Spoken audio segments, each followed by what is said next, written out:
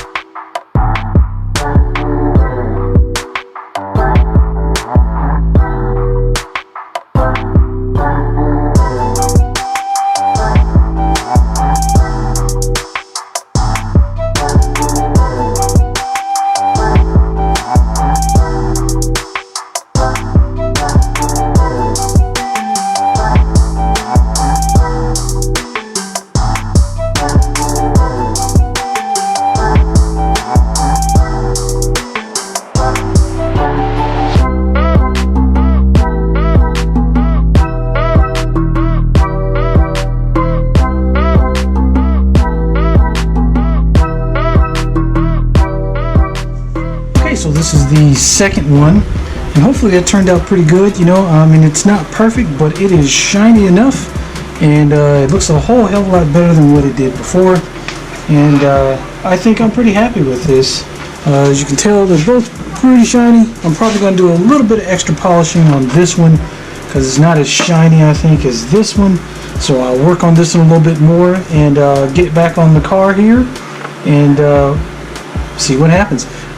Anyway, ladies and gentlemen, thank you very much for joining me today. I just want to let you guys know, you know, sometimes it's a little scary to sit and mess with things on a car that's really expensive. Corvettes are not cheap, and when you buy other parts and stuff for them, you know, sometimes they're not the best, and you have to deal with things that come up with them. So just take your time, watch YouTube, learn how to do things so that you can get better at making things better for you. Don't be afraid to do everything, and if you make a mistake, that's okay. Practice on something that you're not really afraid to make a mistake on. Get friends to help you. Learn as much as you can. Get literature. Read up on how to get things done. And I mean, that's kind of what I do, and then I just go from there. But anyway, this is the almost end product. It looks tons better than what it used to look before. Guys, ladies, have a great evening. Have a great weekend. Please be safe out there.